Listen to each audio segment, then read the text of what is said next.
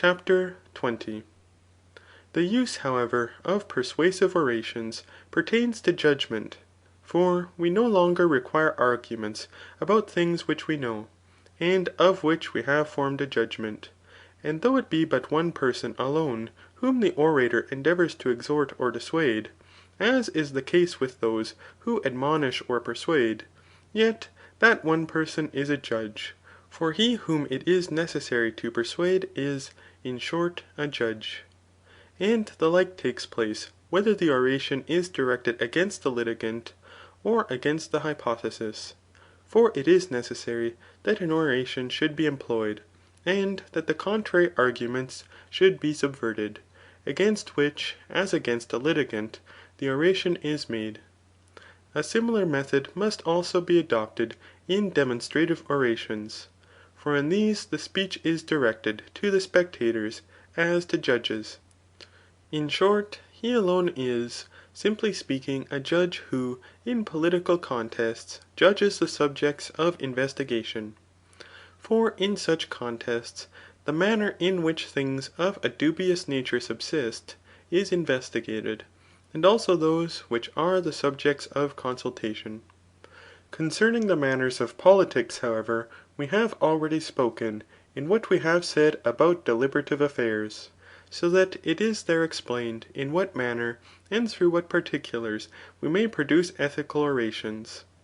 But since about every kind of oration there is a certain different end, and about all of them opinions and propositions are assumed, from which those who consult, demonstrate, and dispute, derive credibility, and farther still, since we have also discussed those particulars from which it is possible to compose ethical orations, it remains that we should discuss such things as are common.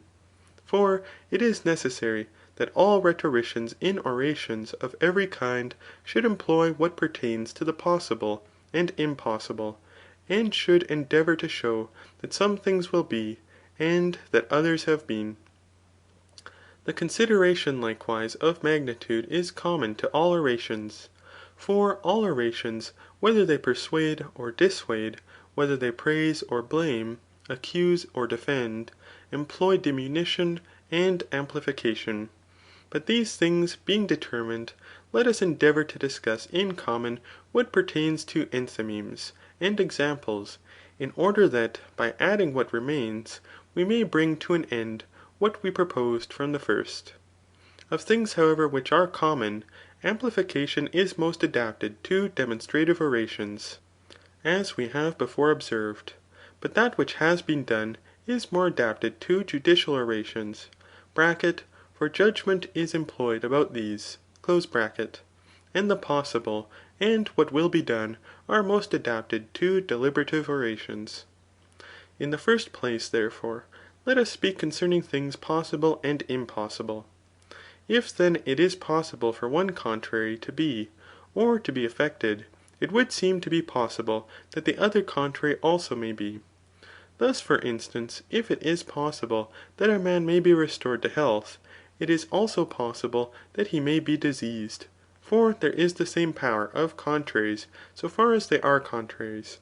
And if one similar is possible, another similar likewise is possible. And if that which is more difficult is possible, that also which is more easy is possible. If, likewise, it is possible for a thing to be rendered good or beautiful, it is possible in short for that thing to be produced. For it is more difficult for a beautiful house, than for a house simply to exist. That also of which the beginning is possible, the end is possible. For nothing is effected, nor begins to be effected, of things which are impossible. Thus for instance, it will never begin to be possible, nor will it ever be possible, that the diagonal of a square should be commensurable with the side of the square. That of which the end, likewise, is possible, the beginning is possible. For all things are produced from the beginning or principle. If that also which is a posterior in essence, or in generation, is possible to be effected, this is likewise the case with that which is prior. As, if it is possible for a man, it is also possible for a child to be generated. for the latter is prior to the former. And if it is possible for a child to be generated, it is likewise possible for a man. For a child is the beginning, but man is the end of this generation. Those things also, of which the love or desire is from nature, are possible. For no one for the most part loves or desires things impossible. And it is possible for those things to be and to be effected of which there are sciences and arts. Those things likewise are possible, the principle of the generation of which is in those things which we can compel, or persuade. And these are things than which we are more powerful, or of which we are the masters or friends. And of those things of which the parts are possible, the whole is possible. And of those things of which the whole, the parts also are, for the most part, possible. For it is possible for the ornaments of the head and a garment to be made. It is also possible for apparel to be made. And if apparel, it is likewise possible for the ornaments of the head, and a garment to be made. If likewise the whole genus is among the number of things possible to be effected, this is also the case with the species. And if with the species, likewise with the genus. Thus for instance, if it is possible for a ship, it is also possible for a three-banked galley to be constructed. And if a three-banked galley, a ship likewise may be constructed. And if one of those things which are naturally related to each other is possible, the other also is possible, as if the double is possible. This is also the case with the half, and if the half, the double also. If likewise it is possible for any thing to be effected without art or preparation, it is much more possible for it to be effected through art and diligent attention. Whence also it is said by Agatho, Some things by fortune may effected be, and some by art we do, and from necessity. And if a thing may be effected by worse, or inferior, or more imprudent persons, it may also be much more effected by persons of a contrary description. As likewise Isocrates said, that it would be a dreadful thing, if Euthymus should have learnt that, which he himself was unable to discover. But with respect to things impossible, it is evident that they may be obtained from the contraries to the above mentioned particulars. Whether a thing, however, has been done, or has not been done, must be considered from what follows. For in the first place, if that has been done, which is less naturally adapted to have been done, that will have been effected, which is more naturally adapted to have been done. And if that which was wont to be done afterwards has been done, that also has been done, which was usually done before. As if a man has forgotten anything, he has once learnt that which he has forgotten. And if a man is able and willing to do a thing, he has done it. For all men act when they are willing and able, since there is no impediment to their acting. Farther still, if a man is willing to do a thing, and nothing external impedes him, he does it. And if he is able to effect any thing, and is angry, he effects it. And this is likewise the case if he is able, and is under the influence of desire. For men for the most part do those things which they desire, and are able to effect. Depraved men indeed from intemperance, but worthy men because they desire what is equitable. If also any one intended to do a thing, it is probable that he did it. And if such things are done as are naturally adapted to be done prior to a certain thing, or for the sake of it, that thing has been done. Thus, if it has lightened, it has also thundered.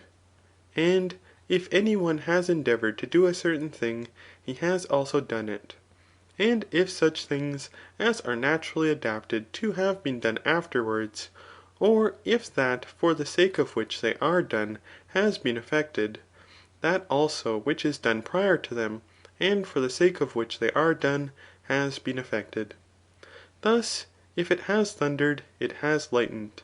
And if a thing has been done, there has likewise been an endeavour to do it. With respect, however, to all these things, some of them are from necessity, but others for the most part subsist after this manner. And as to that which has not been done, it is evident that it may be shown not to have been done from places contrary to the before mentioned. Evidence, likewise, with respect to what will be done, may be derived from the same things. For that which it is in the power and will of any one to do, will be done. This is also the case with things which any one is impelled to do from desire and anger, and reasoning in conjunction with power. Hence, if any one is impelled, or meditates to do a thing, it will be done ; since for the most part, things which are intended to be done are effected, rather than those which are not. If, also, those things are done which ought to have been done first, that likewise will be done, which ought to have been done afterwards. Thus, because before it rains the clouds ought to be collected, if the clouds are collected, it is probable it will rain. And if a thing has been done which is for the sake of something else, it is probable that the thing will be done for the sake of which the other was done. As if the foundation is laid, it is probable the house will be built. With respect, however, to the magnitude and parvitude of things, the greater and the less, and in short, things which are great and small, these will be evident to us from what has been said before. For in the discussion of the deliberative genus, we have spoken concerning the magnitude of what is good, and in short concerning the greater and the less. Hence, since in every oration the proposed end is good, as for instance the useful, the beautiful, and the just, it is evident that through these amplifications must be assumed in all orations. But besides these, to investigate any thing concerning magnitude simply and excess is a vain discussion. For particulars are more useful in the composition of orations than universals, and thus much concerning the possible and impossible, and whether a thing has been done, or has not been done, and will be, or will not be. And further still, concerning the greatness and littleness of things.